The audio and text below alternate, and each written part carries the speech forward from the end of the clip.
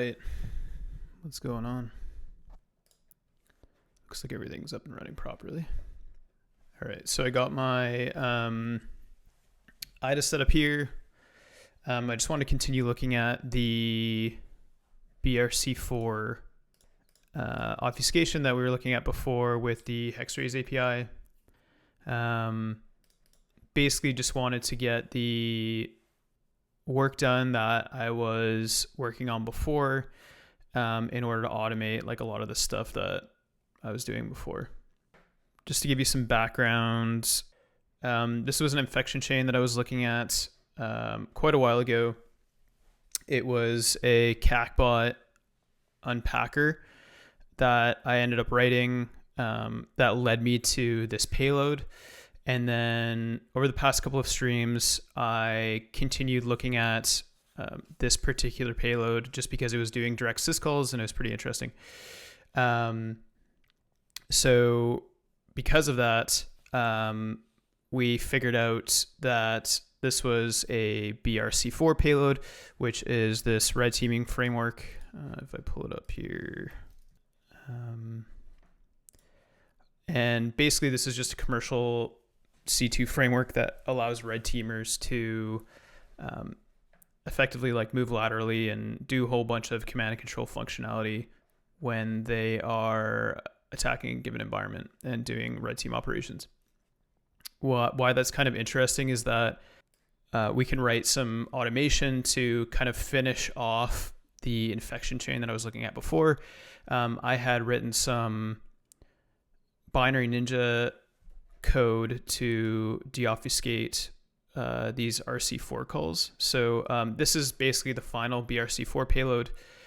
It has, if I recall correctly, it has these three stages. So first it has a DLL that this is what was unpacked from the Dave Crypter sample. This DLL leads to this shellcode segment. So I've just dumped all these in separate IDBs. And then this shellcode segment basically leads to this final portable executable. So this final portable executable, when we were trying to unpack it before, it did not have an MZ header, which led to me missing it when I was debugging this shellcode infection chain the first time. And but eventually we got to figuring out that this was indeed a final stage BRC4 payload. Just looking through this BRC4 stuff, there's a whole bunch of different types of obfuscation that I was trying to deal with. There's this hashing algorithm. I think it was just called like BRC4 hash or something. Yeah. So there's this hashing algorithm that's called in a whole bunch of different places to resolve different types of APIs from different DLLs. And we effectively resolved these using, let's see, where's this being called in this function? I'm not quite sure what it's being used for in this instance because it looks like it's not function related. But if we look at some of the other locations that I was working on last stream, this basically just generates a function table dynamically on the fly. So here I can get rid of the HR dev helper for now. I'm going to kind of talk about that in a sec. But the interesting thing that I wanted to look at doing and that I hate doing when there are these hashing algorithms is marking up the Hex-Rays interface because typically there's like global variables associated with functions that are resolved using these hashing algorithms, and then these global variables effectively make up the import table of the executable that are referenced throughout the binary. So if we like look at cross references for this get username W, this is the actual BRC4 code that is getting the username throughout its execution. So it's very important to resolve these APIs in order to understand what the binary is doing. So if we go back here to where this was resolved, I just did this on my own because the Hex-Rays API is pretty clunky. Like it's effectively using, so I'll just pull up. So this is actually from the IDA SDK, but it's not very user friendly in that there is these various levels of microcode that eventually lead to what's called the C tree. And this is like what makes up this pseudo C syntax tree. If we go back, so this like pseudo C syntax tree is what's called the C tree in the Hex-Rays API, and you effectively have to walk this recursively in order to access these nodes, in order to get access to them. But so let me show you an example of kind of what I was talking about of wanting to solve. Yeah, so this is a really good example. So see how there's all these calls to like MW hash BRC4 algo, and then they're all assigned to global variables. So I didn't want to have to resolve every single one of these hashes and then assign them all to these global variables. So this was kind of a pain to do with the Hex-Rays API, but I was able to, and I'll kind of walk through what I did for that. But just to kind of show you what my workflow would be for this now that I wrote this automation is I can resolve these using HashDB, which is a great plugin from OA Labs. And they have basically set up a database that contains all of these hashes and their respective strings that they correspond to. So I can just like right click on these. Again, I went over this last stream as well, but if I can hunt for a hashing algorithm. Oh yeah, this is messed up in the decompilation view, but if I right click and just do like hunt hashing algorithm, then it's going to hunt for that by reaching out to the HashDB API. And then we can see here that it might be kind of tiny for you guys, but this is the BRC4 JOAT algorithm that this corresponds to. So then I can just select OK, and then right click on this hash, and then I can do HashDB lookup. Again, I keep clicking on those in the wrong space, so HashDB lookup.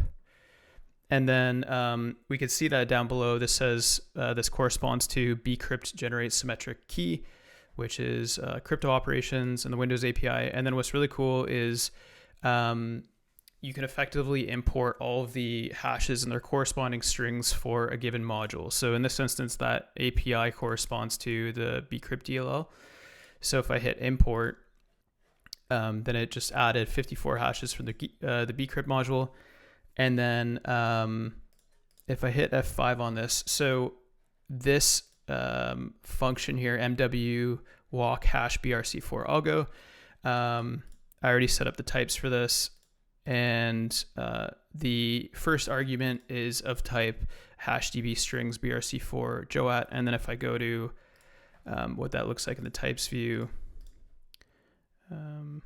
then this is effectively all of the resolved HashDB strings and their corresponding hashes within an enum. So I just set that type to that argument. And then if I refresh this now that I resolved all of those hashes and their respective strings with HashDB, then we can see those get changed to their enum representation by hitting F5.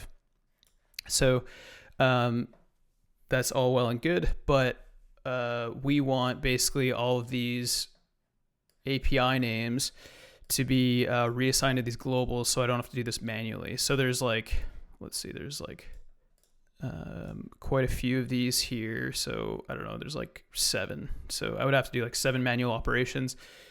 But basically I wrote code to do this automatically with the Hex-Rays API using this walk tree algorithm here. So here, let me make this a little bit bigger. What's interesting about the C-Tree API is it's primarily recursive.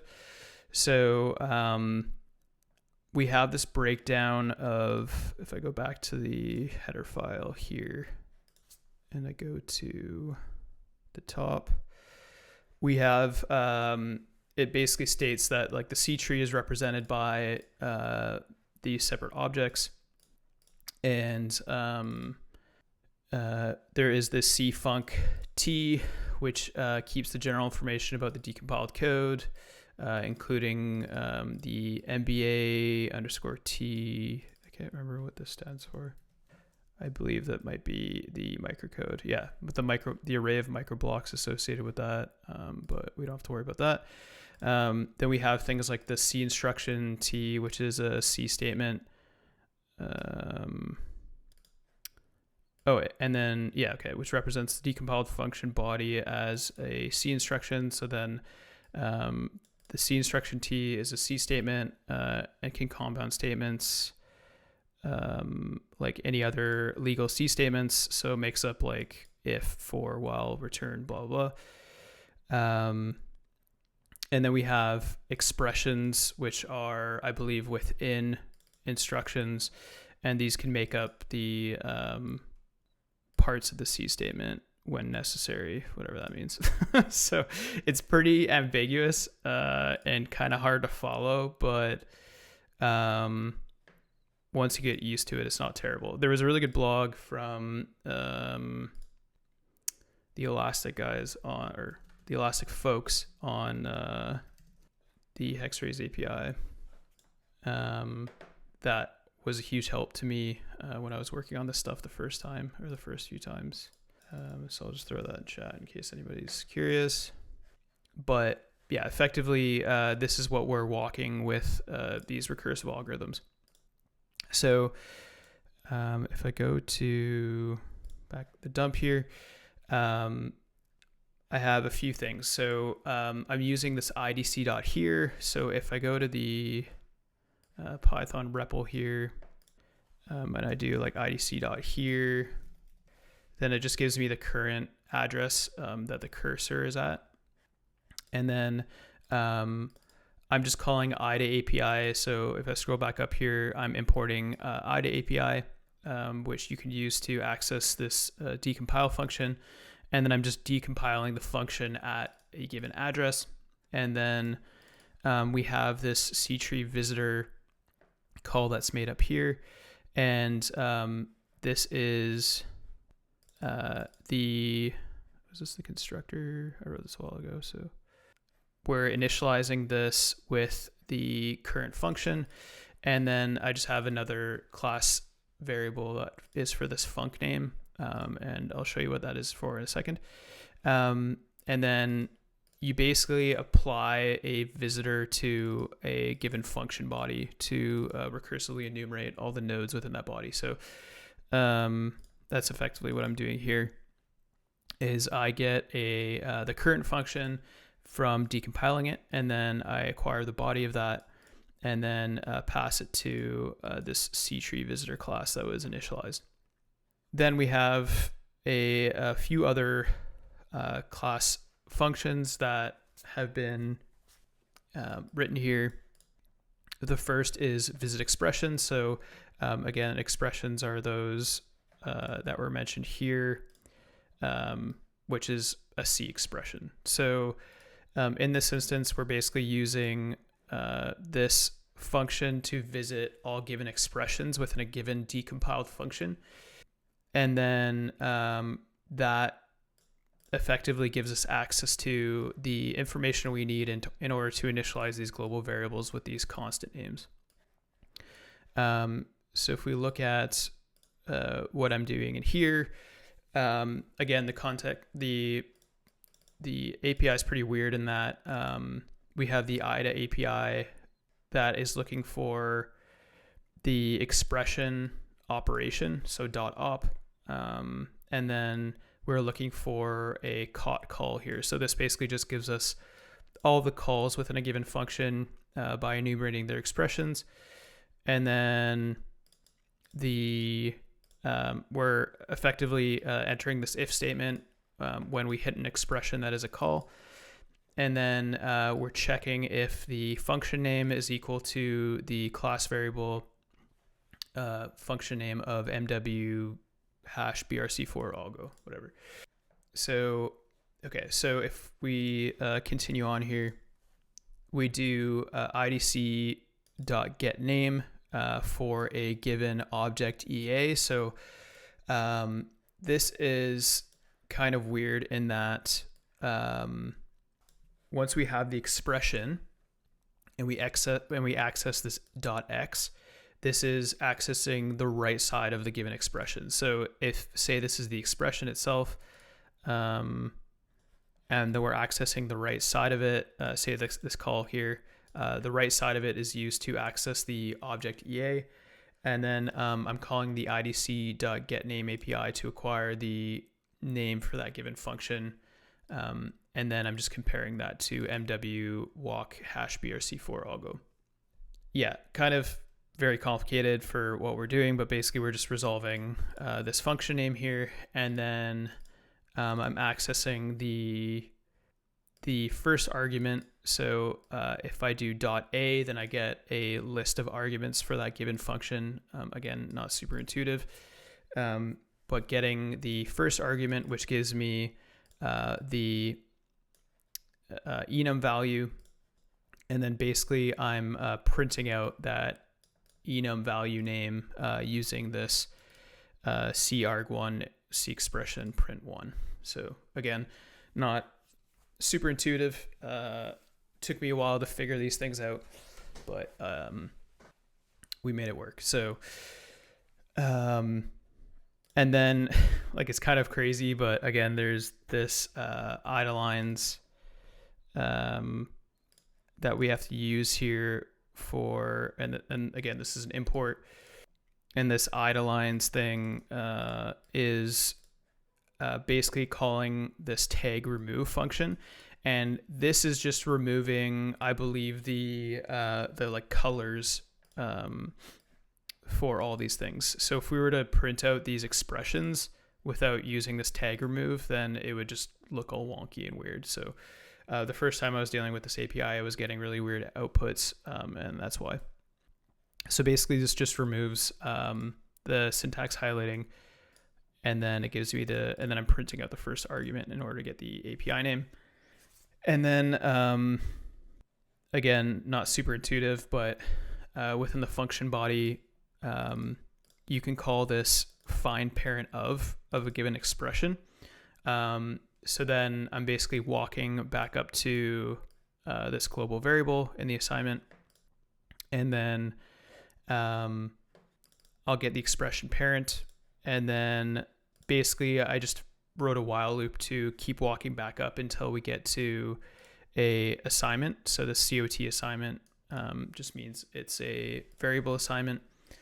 And then once we do that, then it looks for the global variable object, which is this COD object. Again, not super evident that this would be the case through the API, but I was able to figure this out. And then we get the old variable name just for printing purposes, and then use idc.setName to set the name of the global variable to the API name. I'll show you kind of what that looks like, which I can just hit run here, and then if I hit F5, then it's just renamed all those globals for me, so I don't have to do that. So yeah, I threw this up on GitHub. I'll put this in the notes just because I do find this to be very useful. This is pretty similar to what they did in this blog, but I had to make some adjustments for, I believe it was the global variables. So yeah, they have like a C tree traversal example. This is quite a bit more complex than what I was doing, just because they're handling all of the type of sub objects, but and then they're like accessing the left and right and stuff like that. But yeah, so this helped me a lot, but I had to use some other stuff to resolve this stuff. But yeah, let me throw this in the notes. We're the 22nd here, so an example here of this, and then let's say this is Python, and then code to rename. Once those variables are marked up, again, I can just like look through the database and then find where they're referenced, and then basically see where or like the code is much more readable. So like we can see here that they're calling like bcrypt generate symmetric key using these arguments, etc., etc. So that's basically why we want to resolve all those dynamically resolved hashes. So the next thing I wanted to look at was this. If I go back here, there's the throughout this binary, there is a bunch of calls to a string deobfuscation function that I wanted to handle with the Hex-Rays API as well. And then if we want to, I already did the BRC4 decryption, string decryption with Binary Ninja, but we could also try and re-implement that using the Hex-Rays API, just so I have it all in IDA. So let's see if I can find one of those deobfuscation examples. I know there was, okay, yeah, so here's an example. So this is the function I was looking for, MW memcopy expand heap. Basically, there's always this format of, this would basically be the, I think we can just call this like MW gen off string. And then this will always be variable length, just because there can be a variable length of past arguments. So that's why those 3 dots are there. So in this example, these are just like, looks like a quote, and then /r/n. So not super interesting. But I wonder what this is deobfuscating here, because it's calling a base64 decode function and decrypting an argument. Let's just call this that. And then let's see where else this is called. So you like, this is a better example. So you have these 4 bytes. Usually it's a single byte. Sometimes it's 2 bytes.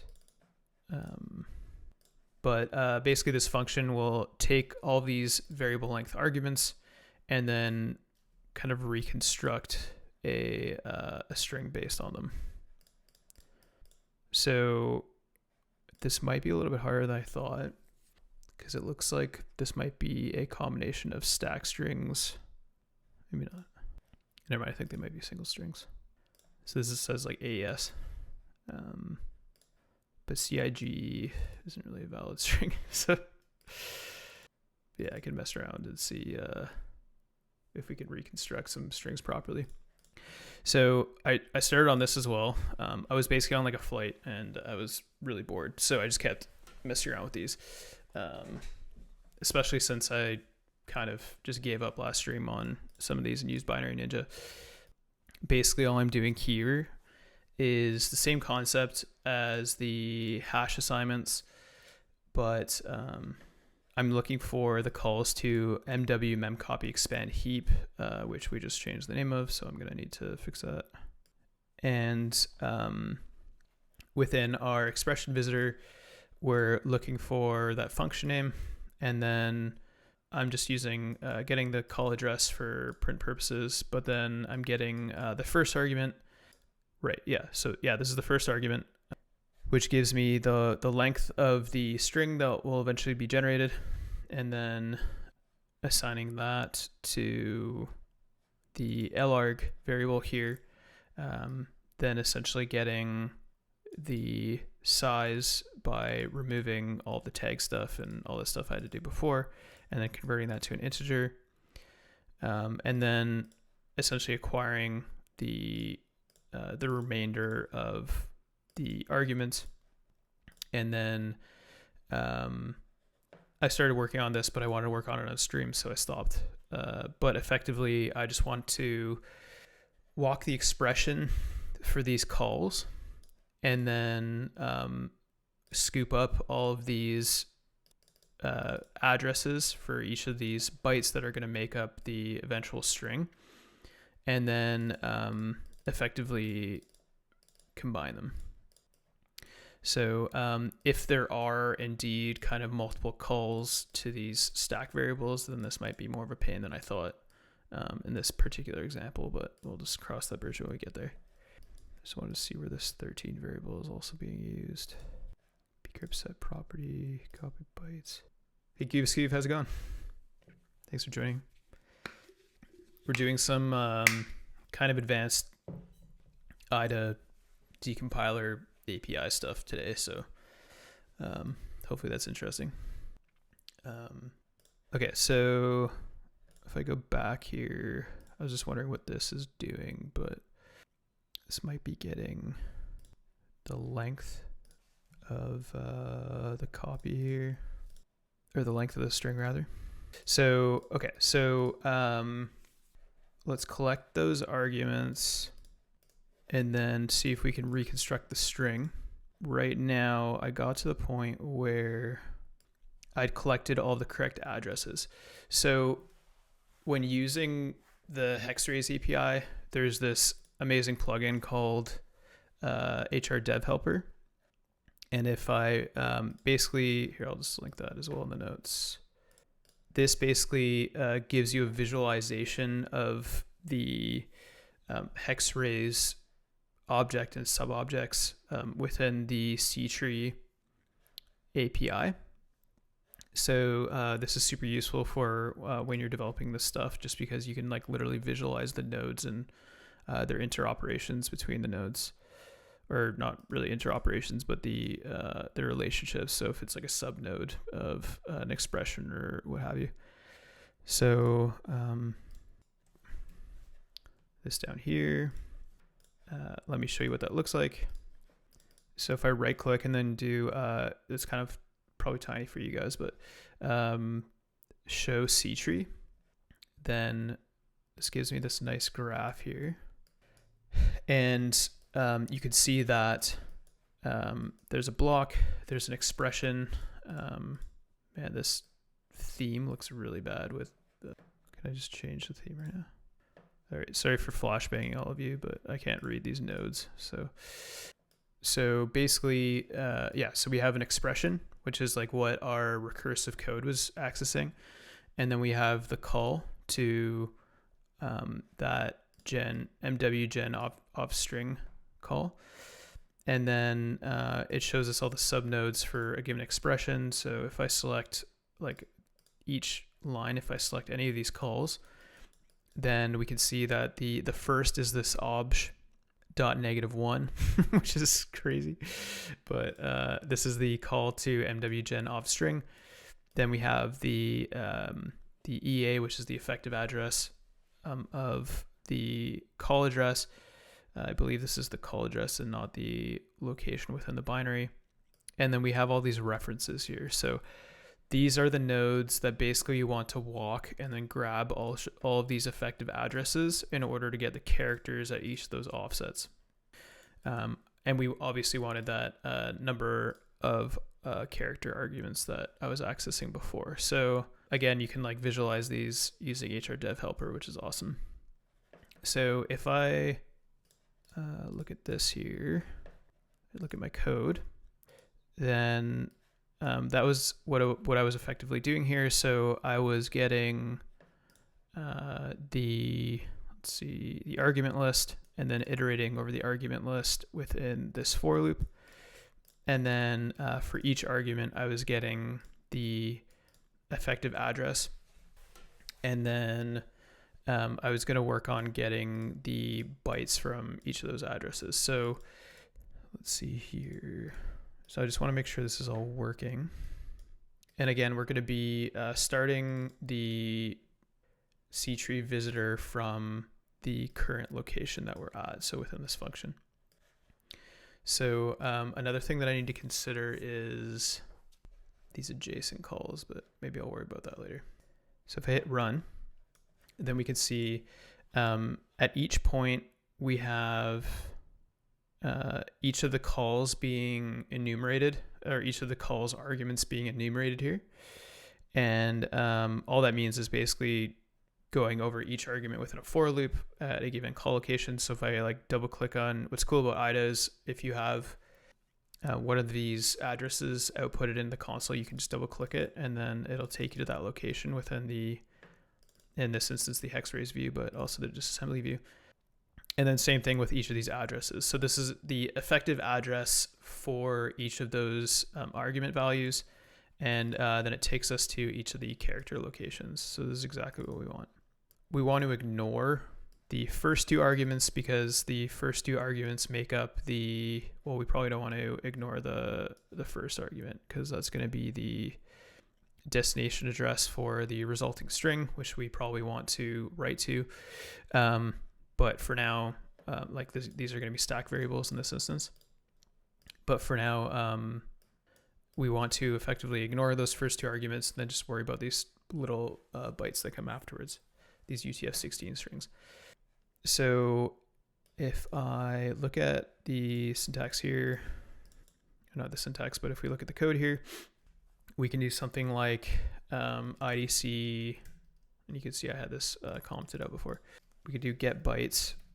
And from what I looked at before, within each of these calls, there's at most 4 preceding bytes. And because they are UTF-16 encoded, then they can have multiple null bytes. So if we have like this HA, which is UTF-16 encoded in the audio view here. But if I hit U to disable that, hey parkour Peter, how's it going? Then we can see that this is a UTF-16 string that's delimited by these 2 more null bytes at the end. So if I capture the first 4 bytes, and there's instances where maybe we don't want 4 because we might get preceding bytes. I don't know how I can handle that properly.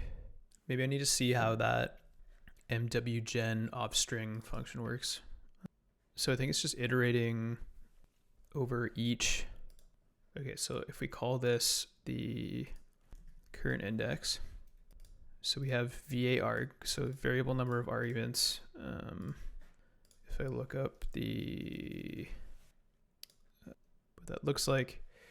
Okay, so it's just expanding to the variable argument list. It looks like AB must be initialized by call va start. So this is effectively going to be those variable number of arguments that are copied from that argument list. And then we have string length, which is the length of the string.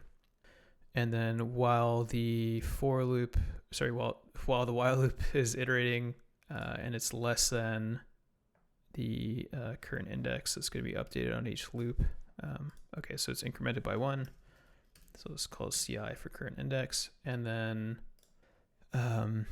effectively it is reallocating 2 bytes on each iteration for the number, or times the number of copied bytes here in the else statement, and then same with this case.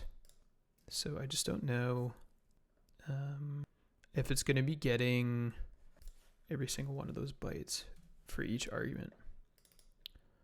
So like these are singular bytes, so maybe I don't have to worry about the instances with 2 bytes based on how I'm reading it.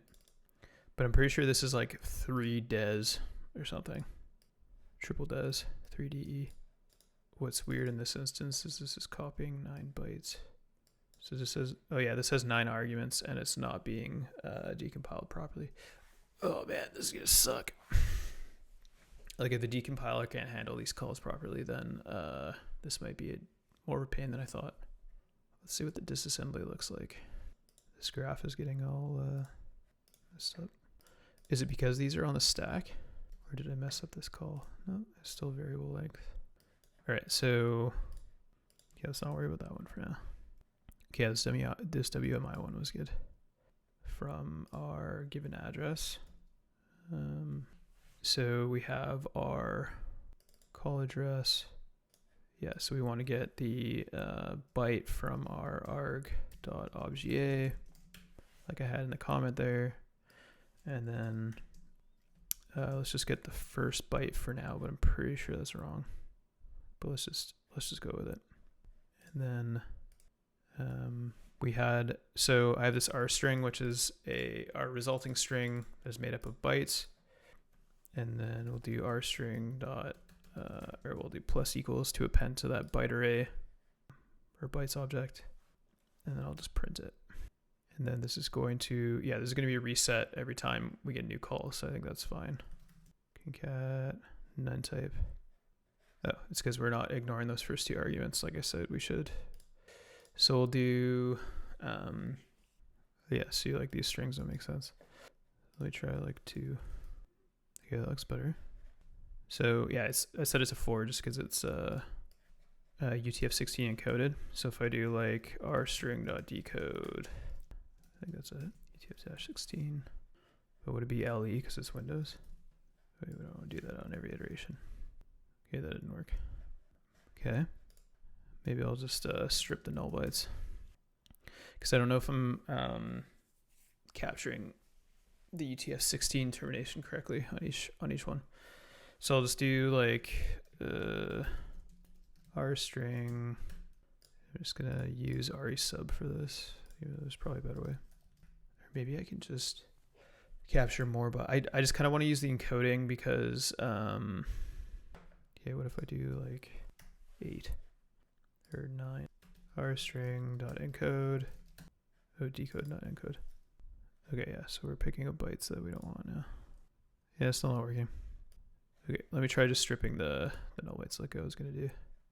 re.sub, and we have to make these bytes. So basically I'm just using this re.sub function to substitute null bytes for nothing.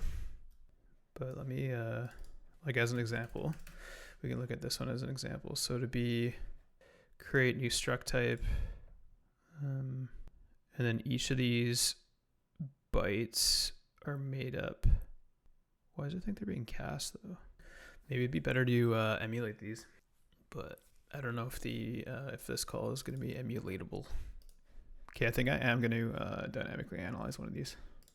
So I need to get to the point where it was calling the DLL, and I'll set a breakpoint so we can debug it. So that would be second DLL, and then let me look in here. So there's a function that maps the final P, so that's what I want to do. Oh wait, we want the shellcode actually.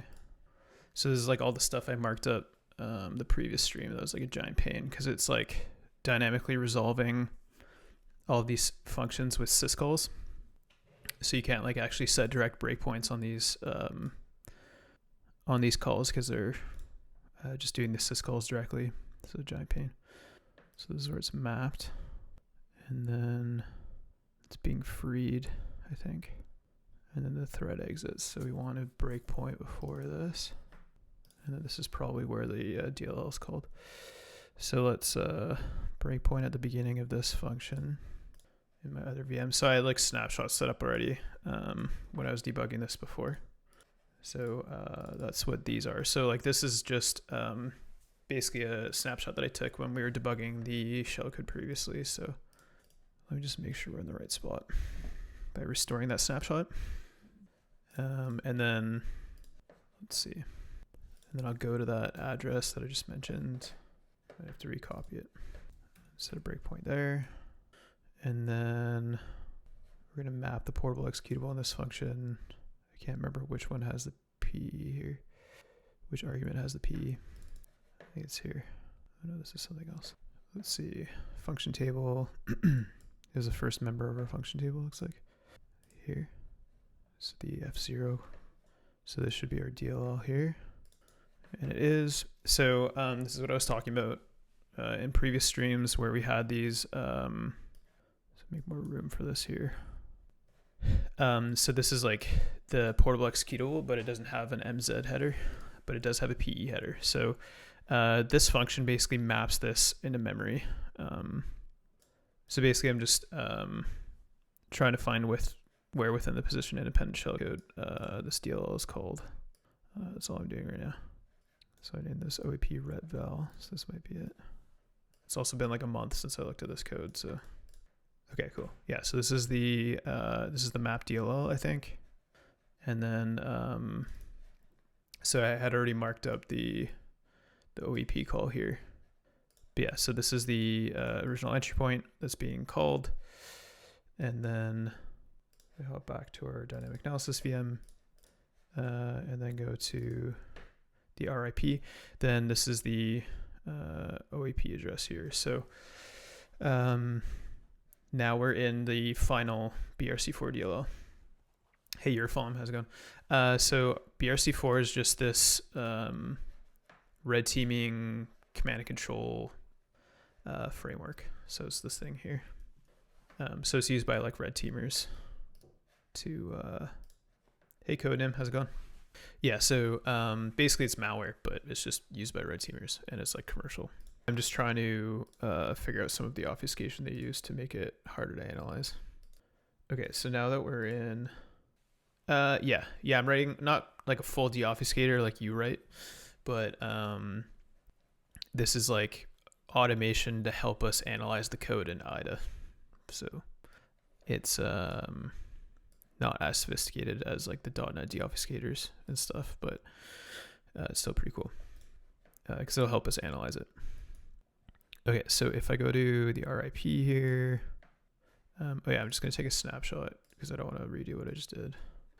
Are they using real obfuscation or just packing? So they're using both your FOM. So they have a packer that basically just RC4 decrypts the final portable executable in memory and then maps it and then executes it.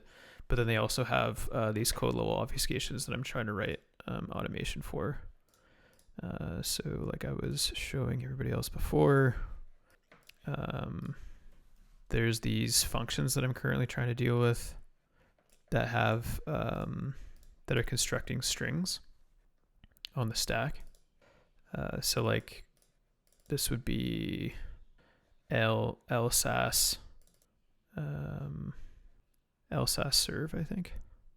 So yeah, basically I'm just trying to handle like these code level obfuscations that are currently in place, but I'm trying to make sense of them because some of them don't make sense. So there's an easy way to dump it and fix it. Yeah, like I did that over a few streams, but it was definitely a pain because they're using direct syscalls, or indirect syscalls, I guess, where they're like resolving syscall numbers, then they're calling them directly, which makes unpacking it a pain, but I was able to unpack it. This is a sample of sleep obfuscation. Not that I've seen thus far. Do you just mean like sleeping in between operations or like sleeping longer? What do you mean by sleep obfuscation? Okay, I think pack has, so sleep obfuscation encrypts the memory during sleep. Oh, I see. Okay. No, it's not. I don't think it's that sophisticated. So the beacon is only, yeah, that makes sense. Yeah, I haven't seen that code yet. I think it's just one way. So you'd be able to scan for this in memory for sure. We could even test that if we wanted to. Okay, so if we go back here, so I'm just gonna rebase my database to this address. So copy address, and then I'm just gonna rebase my IDA database so it lines up with that. So go to segments, rebase program, and then I'm just gonna paste the address that I got from x64 debug running in memory. Okay, and then if we go back to our IDA view or Hex-Rays view, by going to one of these, Codim and decrypts only necessary parts. I think it would be next gen. Not sure if it does only decrypt the necessary parts. Yeah, I think it depends on the implant or whatever, on the malware. But yeah, I've seen that before, just not in this. But that's good to know. That's called sleep obfuscation. I might put that in the notes, actually. To refer to code that encrypts itself in memory when it's not being used, something like that. In general, they unpack the whole its code blob. Yeah, your FOM. Yeah, that's correct. That's why services like Unpack Me can exist. If you've heard of that project or company. Okay. Right. So I want to see where this is called first. Okay. So like I should be able to check if our obfuscator works on like these zones, or deobfuscator rather. It would help if I didn't concat and then type. Okay, LSA. Okay, see, like it's working in this instance, but I don't know why it wasn't working with that UTF string. So so if I do the same like RE sub thing that I was doing before, or if I do like I really want to get that UTF encoding working. Or I could try that actually. And then .decode. Okay. None type. Where's none type being read? Oh yeah, there we go. So like LSA serve.dll, and then that's a valid DLL name. So like it's working in some cases, but not others. And I'm not entirely sure why. But let's check out the second one here because it's not working with this one. Like it says the third argument here, or the fourth argument is like 1, 2, 3, 4 Kerberos.dll. Maybe I can look in the our HR dev helper again. So we have KE. Then we could say this is Kerberos. So this is obviously doing like Kerberosting or something. But why isn't it working like where we had, that was because it's a pointer to a pointer. Yeah, it looks like the obj EA here. Okay, so we can fix our code here by if we have if arg.obj EA is equal to f's, so it's equal to this. Then we want to get the EA instead of the obj EA. I know this is weird, but it's just like hacks to deal with the Hex-Rays API. Else, what's the problem now? None type has no attribute body. There you go. Ching me. So yeah, this is gonna be an issue because is this like a valid crypto API? I don't think so. I think this string's being concatenated on the stack here. But this one's AES, so that's valid. 3des, that's valid. This didn't decode properly. But like these are being used in the bcrypt OpenAlgo API, so this retrieves the value of the named property of this CNG object. But yeah, so it's like working for some things, but it's not for others. So there's a bug in my algorithm. I don't want to print it. Layout graph. So let's see here. So we have CI, CHA, I. Okay, I have an idea. So why don't I just get like temp? Why don't I just get up to like 12 or something, and then get the first bytes after. I just want to see if this will work, and then we want to add this to our final string, and then I'll just test this dynamically to see why this isn't working. But I need to do this for both. But let's output the result. Maybe I should just strip the null bytes like I was doing before. But these are invalid bytes. Okay, I'm just going to check it out dynamically and see what it gives us. How y'all doing? This is super boring. Me just trying to figure this stuff out. Okay, so then, yeah, like these are invalid bytes. So I don't think that's going to work either. Chai, ing. So if I do re sub again, r string, okay, chain and CFB, like that worked a lot better. I think the first one's valid, but object L, okay, I don't know why that one's working, but these look way cleaner. So, all right, so that's better. Let's see if I can hit this in our debugger, and then I can figure out why that first one's not working.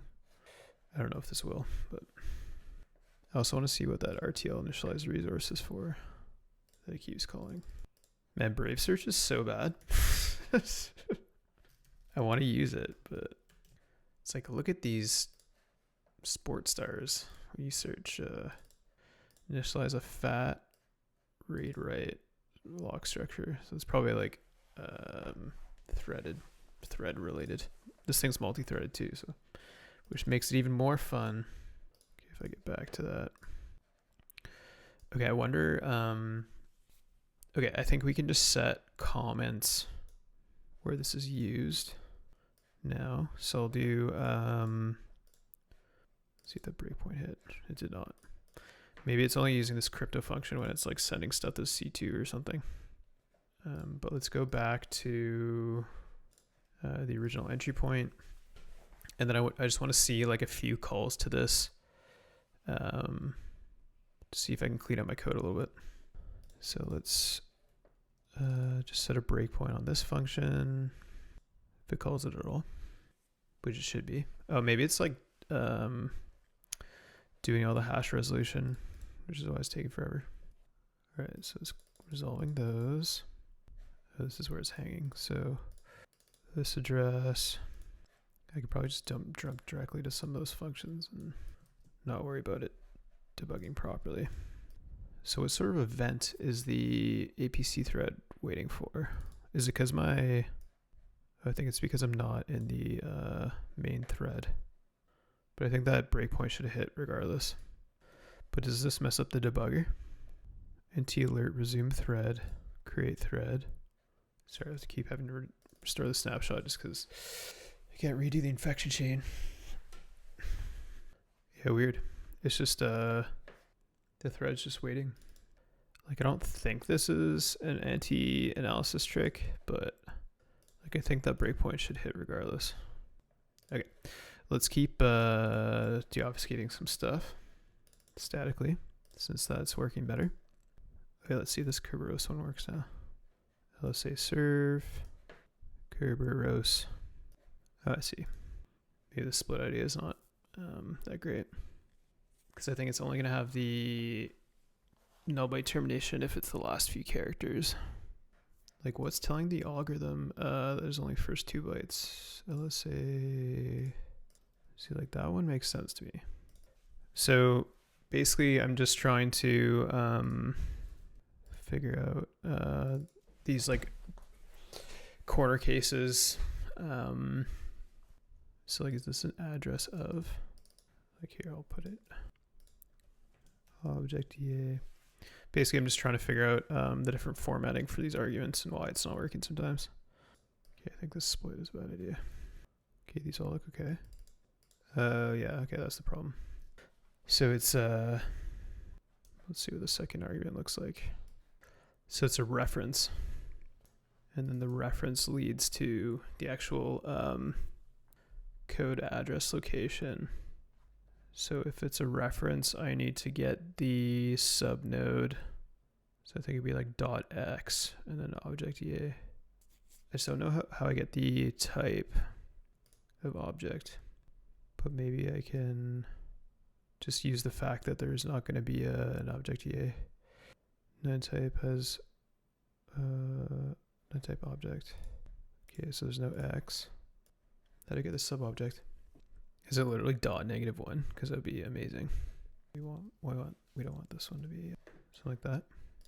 All right, now we're getting better results. Kyo. There we go. Look at that. All right. So that looks solved to me, at least for these. Now let's see if this works as well elsewhere. So just to kind of explain what I was doing, there's like some of these arguments through the Hex-Rays API that are references, and then there's some of these that are straight up addresses. So if you look at this node tree, you could see that there's these like objects. This is an example.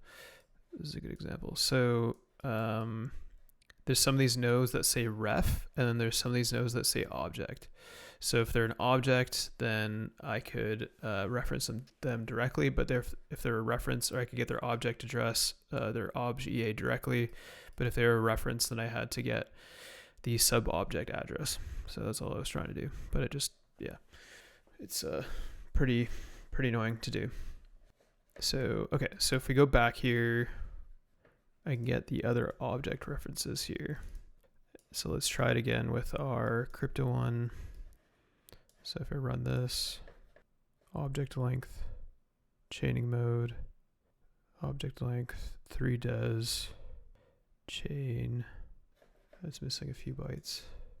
Like, how do I figure out, okay, for AES, if I do, okay, maybe I can write like a custom parser instead of just trying to get to to like split on three null bytes and stuff. So let's be a little bit smarter about this. So we can say like, oh, let me try that one more time, and then I'll stop. So 6 bytes. All right, yeah, it needs to be longer. So let's see. These are probably 3 characters. Yes. All right, so I can do something like temp string. Hey, Pink Panther, what's going on? Chilling on this cold Sunday. Yeah, me too. It is cold outside, so we're chilling. Place like object, not string. What did I mess up here? The split. What am I messing up here? Am I adding them twice? I am. Chaining mode, CFB, AES. Okay, so that's working. All right, and then, okay, let's pick some like random. So like this should just work, right? And then after this, I just want to find the config, and then I think that's it. Okay, so these look okay now. And then everything will be wrapped up in a nice little bow, hopefully. Because someone will have addressed like every form of obfuscation this thing has. So okay, so this should be a nice string here. Yeah, so like SAM domains account, names, users. These are accessing arguments, so that's not going to work. So let's try this one. Has no attribute object EA. So yeah, there's gonna be some of these corner cases that we need to address, but so LDAP looks like the next one. Oh yeah, it's adding to it's adding to the next string. So maybe I can just ignore any argument until we get to a specific type of argument. So like, so how do I get the type of argument? Let's look at the Hex-Rays API. C expression, it was cargt, right? Okay, so call argument has, okay, so it inherits from C expression T. And then, so is there like a value or something? Where's the definition of C expression T? This is why I don't really use this API, because it's this like red teaming tool. Okay, I might try and use AI. So I set this up before the stream, and in Copilot now I can use like Claude 3.5 Sonnet. So I kind of wanted to try that. So, how can I get the type of the CRT? Is that how I spelled it? Yeah. The CRT API or object in the with the IDA Pro Hex-Rays API. Yeah, no problem, Pink Panther. Yeah, I did that. Arg IDX. Get local variables. Arg.type. Is it literally just .type? But it's gonna be like some integer, I bet. But let's try it. Tinfo object is not callable. Is it an attribute? Does that work? Is that those? I think so. I wasn't really looking for the data type, but that is cool. So if it's a chart pointer, and is that a string? Tinfo T. Oh my god, this is horrible. What is Tinfo T? We want this guy. Okay, arg type, get low lvars type. How can I get the C tree type? It's like IDX or something, right? .op. Yeah, we can traverse the C tree to get the. Okay, maybe I'll go back to GPT-4o. But I already have the argument. I don't need to do that. Expression type.dstring. Ugh, this is so annoying. I literally just want to get the. All right, I'm just gonna do. Can I get the string of the type? Or do I have to like print it and do all that crazy stuff? Okay, no, that looks okay. Okay, if char not in stop index, and then I'll do args is equal to list. Let's do I. Okay, so basically I'm just looking for the first non. Oh wait, no, that's not gonna work. -1. So basically I'm looking for the first argument that contains character in its name, and hopefully that always works.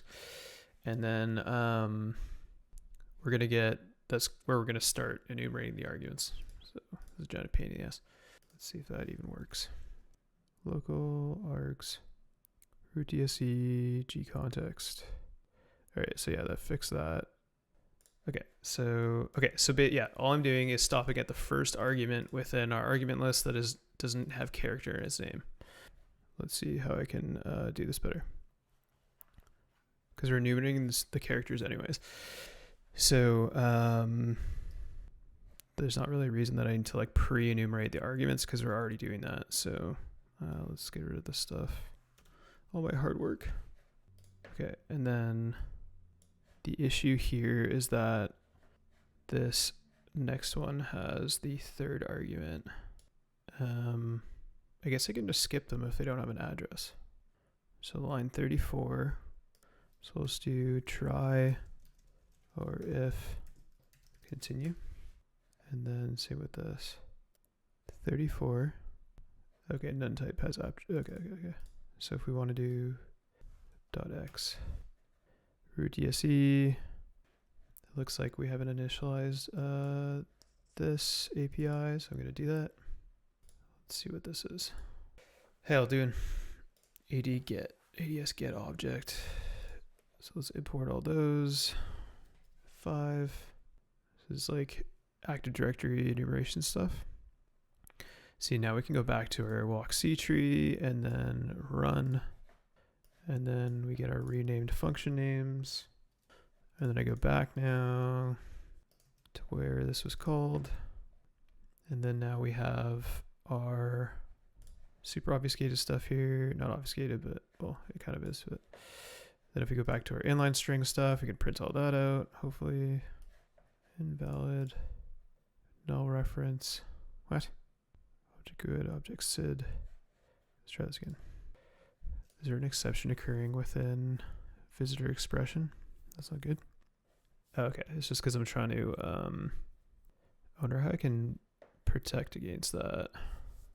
But yeah, so we get all of these deobfuscated strings. So like last logon timestamp, PWD last set, last log off. So they're like enumerating these Active Directory strings. It looks like bad password time, account expires, all good stuff. So okay, so the last thing that I'm going to do for the string obfuscation is add a comment in the Hex-Rays window. If I add it just using the normal, that won't show up in the Hex-Rays window, right? Yeah. So how do I add a comment using the Hex-Rays API? Set user comment. So let's see, add comment to expression. Expression.set user comment. Is that all I have to do? So where do we want to do that? At the call site, right? So we could do add our expression here. We could just do that. And then this will be C expression T object has no attribute set user comment. Why not? Maybe I can look it up in the header file. Set user CMT. Set user comment. Save user comments must be set after, used after it. Okay, let me Google this. Maybe there's an example online. Like I don't have to use the Hex-Rays API for this. I can just do the IDC one, but I would like to see it all in the Hex-Rays UI. Do I just have to use the set Hex-Rays comment, tree location? Yeah, I'm just gonna steal this code so I'm not fumbling around more. And then decompile address, tree location, address. We want this to be self. And then we'll just give this the self dot set Hex-Rays comment like that. Requires one positional argument. Oh, the text itself, and we need the address. So this will be the call address. Set user comment argument. Oh my god, this is so complicated. type error. Oh, this needs to be a string, I guess, probably. Invalid. This is so annoying. Okay, let's just make this like a final string. Ari.sub. Come on, this is like the last thing we need to do. Text, address text, address text, self. It looks okay. Invalid null reference in method. C expression type const address. These C++ bindings are awesome. Alright, I think it is actually working. So then if I refresh this now. Oh yeah, look at that. Okay. Well, that took me longer than I thought. But now we have the deobfuscated strings being applied as Hex-Rays comments in for each of these calls. I'll probably just add some like really basic exception handling, just so, like, because we're not hitting like these calls, for example. So I'll just say try except, and then we'll just print the address of the call. And we'll hit that. Look at that. Security descriptor. Hell yeah. Okay, so that's good. So that's the last piece of obfuscation in this that I hadn't addressed. And the last thing was the config. So I wanted to see if the config was being passed to that call location. Okay, cool. So I'm just going to see if I can find that config in memory. And then that'll be the last thing that I do for BRC4. So I kind of wanted to write automation to extract it. Really depends on how complex it is and where it is in memory and how it's deobfuscated. But we'll just take a quick look. I have about a 30-minute hard stop, so we're not hitting that, but that's okay. I basically just wanted to check out the OEP. Because in this blog post that I was reading, it had the BRC4, or sorry, it had mentioned that BRC4 was being passed. So this Unit 42 blog, it mentioned that the configuration was being passed to the final thread, I believe. So the configuration data is passed as a parameter to the start of the new thread. And then this is being passed to NT create thread. And this is within that first shellcode segment. Copy shellcode, NT protect virtual memory. How's the configuration being decrypted though? Which allocates the configuration. Okay, so I just want to double check the second stage DLL.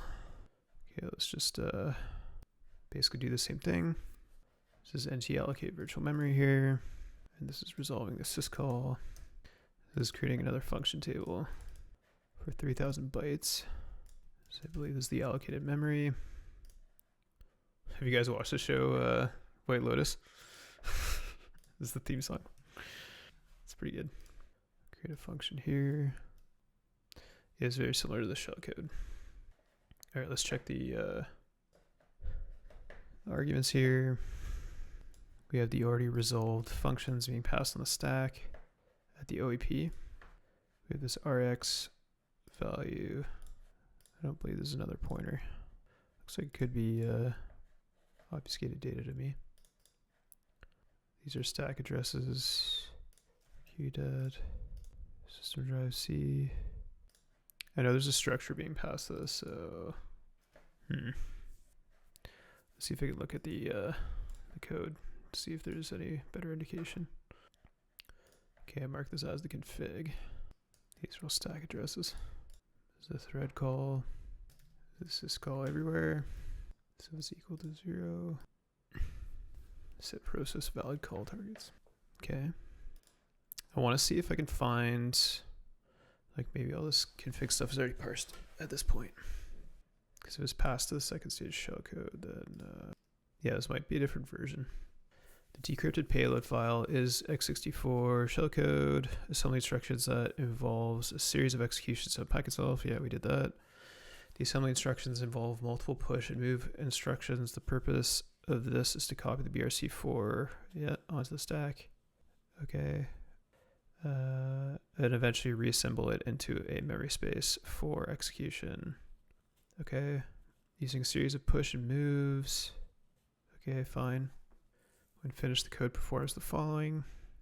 Yeah, so it's definitely in the shellcode stage. Is our RC4 code called elsewhere? This is just RC4 decrypting the DLL, right? If I remember. Yeah. There's still a lot of code that precedes this that I haven't looked at, so maybe we can trace back what's past there. All right, I might have to call it early, but I can probably figure out the config and then let y'all know before the next stream. But I did get what I wanted to get done in terms of that final piece of obfuscation, which is good. Yeah, I'll look more into where this config could be passed and when, because basically there's 3 places. There's the first stage DLL, and then there's the position independent shellcode that's doing the direct syscalls, and then there's the final DLL that is the actual BRC4 C2 payload. I also kind of want to figure out why that thread is not executing my breakpoints. It might be something that I'm doing with my software breakpoints as well. So pretty interesting sample, a lot of obfuscation, a lot of difficult steps, but we pretty much got through all of them within this stream series. I'll probably start doing other stuff next stream, just because we've kind of addressed a lot of the obfuscation facets. Probably won't fully reverse this on stream just because it's so huge. But yeah, address kind of the areas that I wanted to address, and we got that full deobfuscation code working, which is cool for the inline strings. And then we have the RC4 done, and then the hashing algorithms done. So hey Deluxe, how's it going? So I'm going to add this to our stream notes. So inline string. So yeah, so I'm going to upload all these notes. I'm going to have all of the IDBs uploaded for our premium users. Just before I go, like I'll have all these up on our GitHub so anybody can access these. But just before I go, speaking of, I run a training website called InvokeRE, and we do malware analysis training. So basically everything you've seen me do today, you can learn how to do through our courses.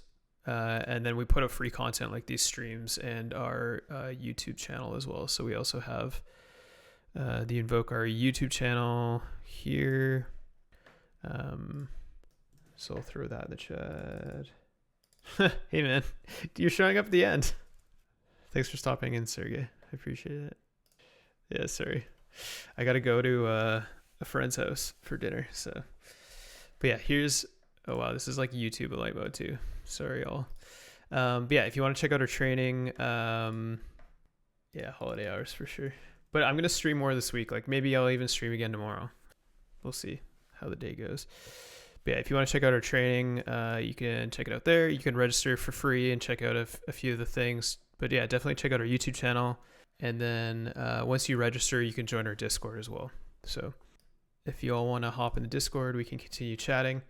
And then I'll upload all these notes. And like I mentioned, we have this premium course bundle that basically gives you access to all these IDBs and all the stuff that I was working on today. So if you grab that, then you'll get access to that. So that's what I mean when uploading this stuff for premium. But yeah, I think that's it for today. We can probably mess around with like what I find for the config at the beginning of next stream, but I have a bunch of cool projects that I've been working on kind of in my off time, like this full deobfuscator for this Golang Garble project. So I'll put that as a teaser for the next stream, but I was working on this for quite a while for Binary Ninja, and it works really well. So, but yeah, thanks so much for joining, and I'm just going to throw up one single ad for our course, and then I'll talk to y'all later. Take care. Hey everyone, my name is Joshua Reynolds and welcome to the Invoke RE Introduction to Malware Binary Triage course. Throughout this course, you will learn to triage and reverse engineer malware binaries using a number of proven techniques. These include static analysis, which is the concept of analyzing malware at rest, and dynamic analysis, which is the concept of analyzing malware as it executes. We will also be analyzing network protocols used in malware command and control communications, malware obfuscation, packers and how to unpack them, process injection, how to write effective YAR rules to detect malware variants, and how to compare malware samples at a binary level. This course consists of 11 modules, each containing lectures and practical labs to apply knowledge that you have gained as you complete the course. We provide both video and written materials, so no matter what your learning style is, you can complete the course successfully. Thank you for checking out the course, and we look forward to teaching you.